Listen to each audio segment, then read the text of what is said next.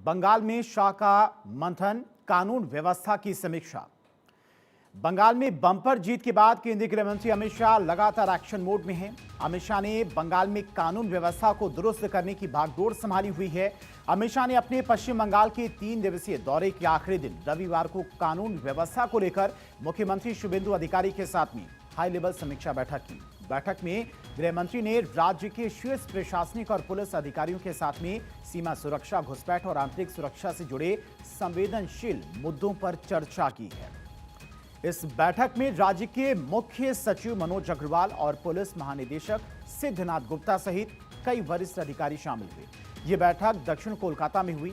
ये बैठक इसलिए भी बेहद अहम मानी जा रही है क्योंकि हाल ही में राज्य में पश्चिम बंगाल लोक सुरक्षा एवं असामाजिक गतिविधियां नियंत्रण अधिनियम पारित किया गया है। बैठक में इस कानून के क्रियान्वयन को लेकर चर्चा भी की गई है। अब क्या है एंटी गुंडा कानून, तो वो भी आपको बताते हैं। नए कानून के तहत राज्य सरकार को ऑर्गेनाइज्ड क्राइम, जबरन वसूली, अवैध खनन, साइबर अपराध और लोक व्यवस्था भंग करने जैसी राष्ट्र विरोधी और असामाजिक गतिविधियों से कड़ाई से निपटने के लिए व्यापक अधिकार दिए गए हैं। साथ ही दोषियों के लिए कड़ी सजा और दंड का भी प्रावधान किया गया है। कानून की सबसे महत्वपूर्ण व्यवस्था निवारक हिरासत यानी कि प्रिवेंटिव डिटेंशन है, यानी कि किसी व्यक्ति को सार्वजनिक सुरक्षा के लिए खतरा माना जाता है तो उसे 1 वर्ष तक निवारक हिरासत में रखा जा सकता है। केंद्रीय गृह मंत्री अमित शाह पहले भी कई बार पश्चिम बंगाल में घुसपैठ, लचर कानून व्यवस्था और बांग्लादेश के साथ में खुली अंतर्राष्ट्रीय सीमा को लेकर गहरी चिंता जता चुके हैं। इससे पहले केंद्रीय गृह मंत्री अमित शाह ने शनिवार को उत्तर बंगाल में भारत बांग्लादेश सीमा पर सुरक्षा व्यवस्था की समीक्षा की थी। इसके साथ ही उन्होंने बीएसएफ के लिए 77 करोड़ रुपए की विकास परियोजनाओं का उद्घाटन और शिलान्यास भी किया था। सिलीगुड़ी के पास उन्होंने बीएसएफ की एक सीमा चौकी का दौरा किया था। इस दौरान उन्होंने स्वदेशी और अत्याधुनिक सीमा सुरक्षा प्रौद्योगिकी का निरीक्षण भी किया था। इनमें रेडियो आधारित प्रणाली भी शामिल है जो सीमा की बाढ़ से छेड़छाड़ होते ही पहले से रिकॉर्ड किया गया संदेश प्रसारित कर सुरक्षा कर्मियों को फौरन सतर्क कर देती है। शाह ने एक बार फिर से दोहराया कि बंगाल में अंतर्राष्ट्रीय सीमा का एक बड़ा हिस्सा भी ऐसा है जहां पर फेंसिंग नहीं लगाई जा सकी है, जो सुरक्षा के लिहाज से एक बड़ी चुनौती है।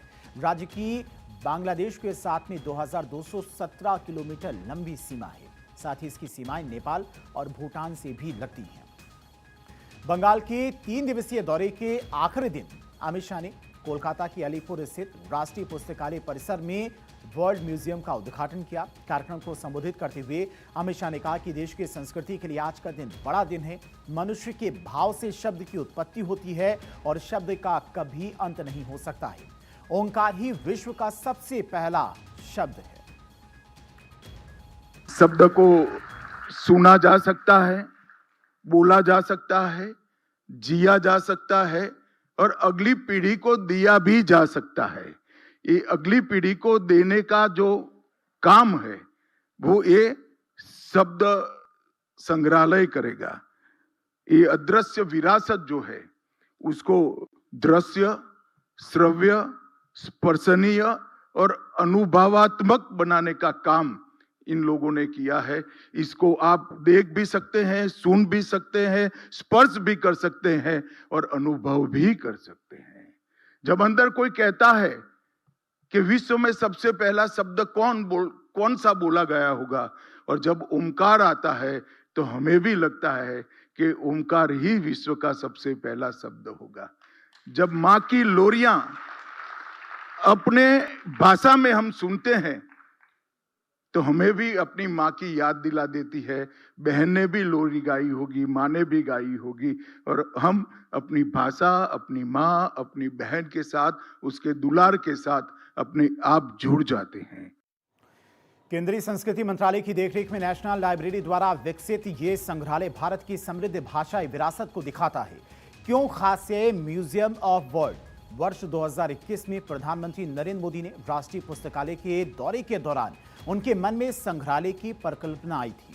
प्रधानमंत्री मोदी की उसी सोच को संस्कृति मंत्रालय ने साकार किया है।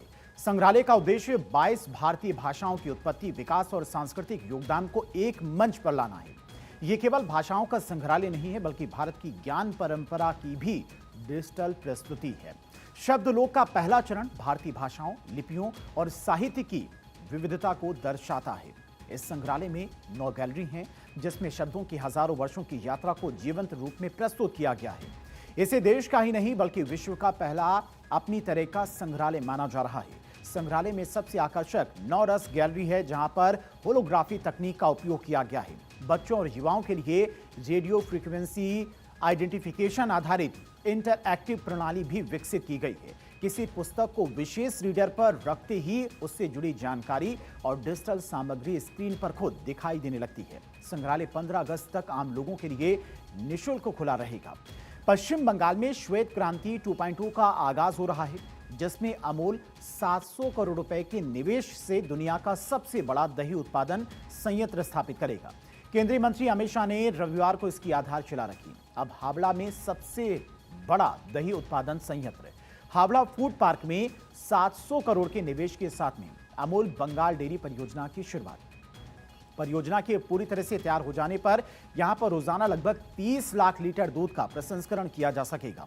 इस मेगा प्लांट में प्रतिदिन 1000 टन दही और अन्य कल्चर्ड दुग्ध उत्पादन तैयार किए जा सकेंगे, जो इसे दुनिया का सबसे बड़ा दही संयंत्र बनाएंगे। इसके अलावा यहां पर हर दिन 10 लाख लीटर पैकेज दूध, 2 लाख लीटर यूएसटी दूध, 1 lakh litre ice cream, 20 lakh ton paneer और 10 टन घी के अलावा 10 टन पारंपरिक मिठाइयां और 2.5 लाख पैक फ्लेवर्ड मिल्क का उत्पादन भी किया जाएगा।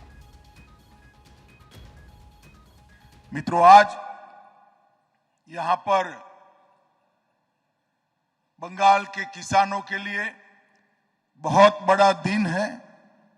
आज बंगाल को विश्व का सबसे बड़ा दही उत्पादन का प्लांट का अमूल ने आज भूमि पूजन किया है। 10 लाख लीटर दही दूध उसका प्रोसेसिंग ये प्लांट के अंदर होगा। 1,20,000 छोटे छोटे दुग्ध उत्पादक पशुपालक इसका फायदा प्राप्त करेंगे। इसके अलावा केंद्रीय गृह मंत्री ने 10 जिलों में 1400 मीट्रिक टन की कुल भंडारण क्षमता वाले 14 गोदामों की आधारशिला भी रखी। इन गोदामों का निर्माण लगभग 5.98 लाख करोड़ रुपए की लागत से किया जाएगा। इसके अलावा दक्षिण 24 परगना और कूच बिहार में 100 मीट्रिक टन क्षमता वाले 2 भंडारण गोदामों का उद्घाटन भी किया, जिनका निर्माण 73.61 लाख रुपए की लागत से किया गया है।